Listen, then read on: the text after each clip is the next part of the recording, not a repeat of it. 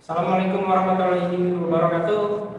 Yang kami hormati Ibu Dr. Ari Budiarti SHM selaku dosen pengampu mata kuliah hukum agraria. Di sini kami dari kelompok 1 akan menjelaskan kasus agraria yang sedang hangat untuk diperbincangkan baru-baru ini. Sebelum itu, perkenalkan, nama saya Naifur Rahmat dengan NIM B1A1241775. Di sini saya akan menjelaskan bagian kronologi kasusnya. Sejak tahun 2018, ribuan warga di Kelurahan Kenali Asam Atas dan Kenali Asam Bawah, Kota Jambi mengalami masalah karena tiba-tiba tanah mereka masuk zona merah Pertamina. Ada sekitar 5.500 bidang tanah bersertifikat milik dibekukan haknya karena diklaim sebagai aset negara yang dikelola oleh Pertamina. Masalah ini bermula dari pemekaran wilayah tahun 1988 saat pendataan tanah masih dilakukan manual dan peta aset Pertamina belum lengkap diserahkan ke BPN Kota Jambi. Alhasil, mulai tahun 1990 hingga tahun 2000-an, BPN mengeluarkan ribuan sertifikat di atas lahan yang ternyata milik negara. Pada tahun 2018, Kementerian Keuangan menetapkan wilayah itu sebagai zona merah karena adanya fasilitas migas aktif. Sejak itu, transaksi tanah seperti jual beli, pengalihan hak, atau pewarisan tanah dihentikan. Dan warga baru mengetahui status ini saat permohonan balik nama atau transaksi ditolak oleh BPN. Hal ini berdampak besar pada kehidupan warga karena aktivitas ekonomi seperti jual beli dan pengajuan KPR menjadi terhambat. Bahkan pembayaran pajak bumi dan bangunan tetap dilakukan oleh warga meskipun status tanahnya dipertanyakan, menimbulkan ketidakpastian hukum dan kerugian finansial.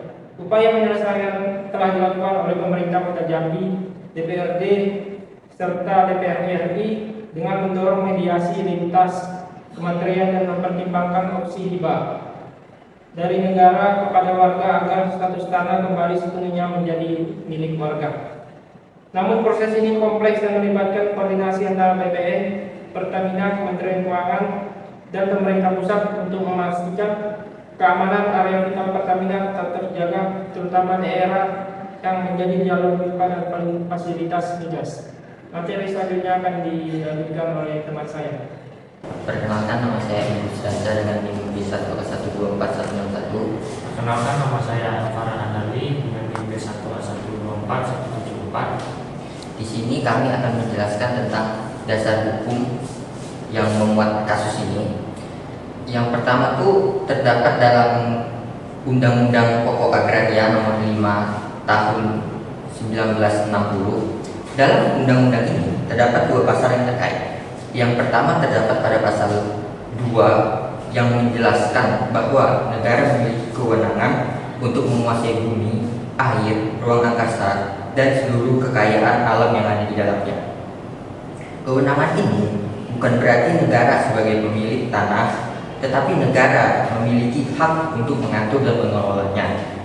Kemudian yang kedua terdapat pada pasal 4 yang menjelaskan bahwa hak menguasai dari negara digunakan untuk melakukan pengaturan, mengarahkan penggunaan, serta memberikan hak atas tanah kepada masyarakat.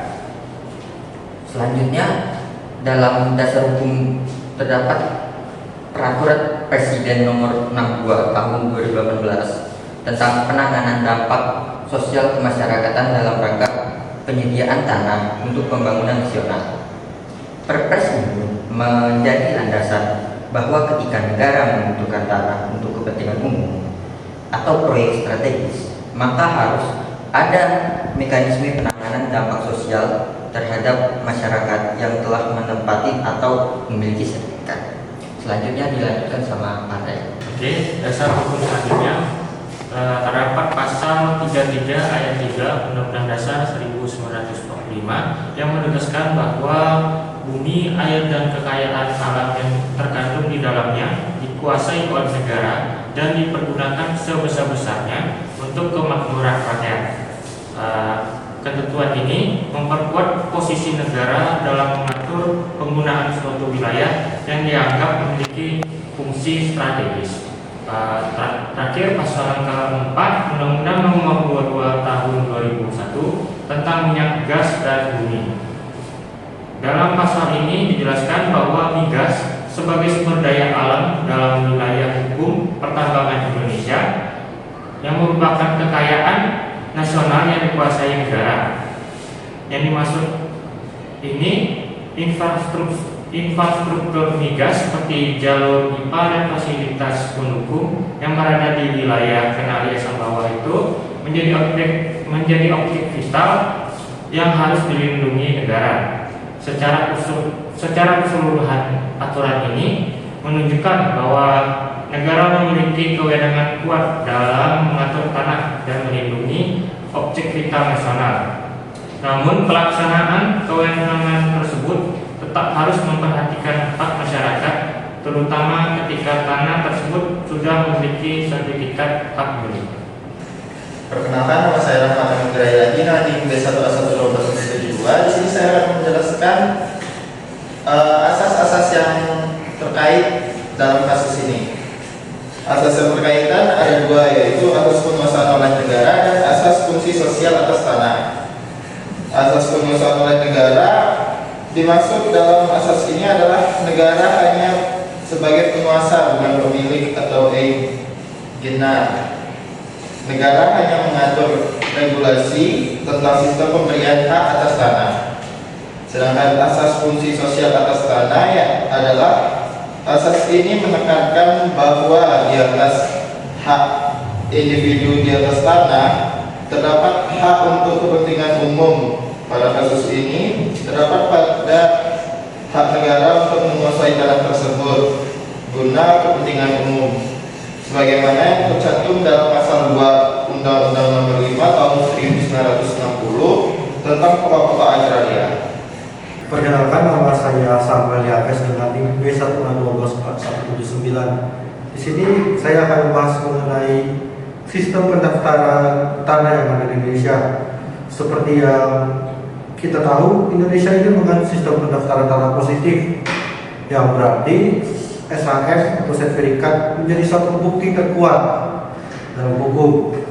Tujuan dari berlaku sistem ini adalah untuk memastikan adanya kepastian hukum mengenai hak-hak masyarakat atas tanah. Bagaimana sistem ini, pemerintah itu harus sebelum mengeluarkan sertifikat, pemerintah harus memeriksa dengan jelas dan data mengenai tanah tersebut, serta mengadakan pengumuman mengenai akan dikeluarkannya sertifikat itu. Yang menjadi akar permasalahan dari sini adalah kelalaian BPN dalam memeriksa status tanah, yang dimana status tanah milik Pertamina tersebut malah diberikan menjadi hak milik kepada masyarakat.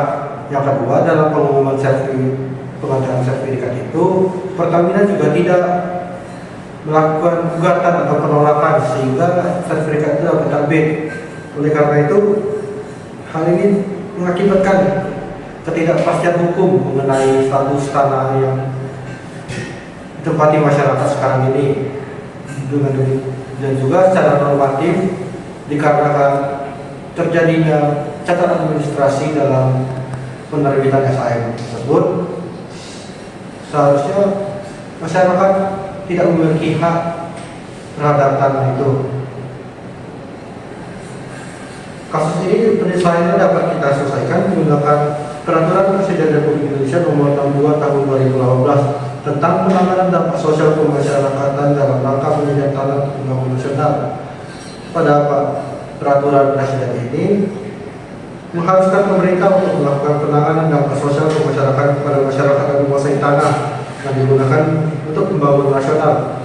Adapun yang dimaksud dalam masyarakat pada Perpres ini diatur dalam pasal 4, yaitu orang yang memiliki identitas, keterangan kependudukan yang disahkan oleh kecamatan setempat, serta tidak memiliki hak atas tanah. Ya, seperti mana dengan sistem pendaftaran tanah positif tadi, secara normatif masyarakat tidak memiliki tanah atas tanah tersebut karena catatan administratif.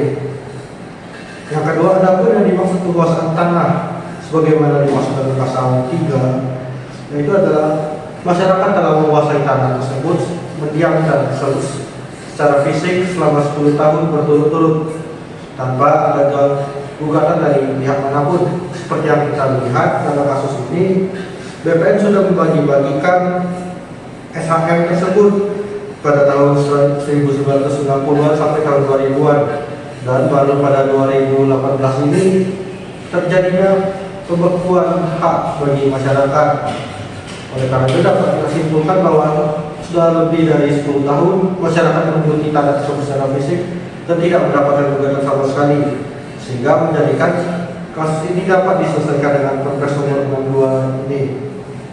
Penyelesaian dalam kasus ini menurut Perpres ini yaitu tertulis pada pasal 6, yang dimana pemerintah harus memberikan santunan berupa uang atau relokasi. Dalam kasus ini juga pemerintah tidak dapat menggunakan lembaga pencabut penghapusan hak dikarenakan tidak memenuhi syarat, yaitu terjadinya tindakan darurat. Sekian materi saya ucapkan terima kasih.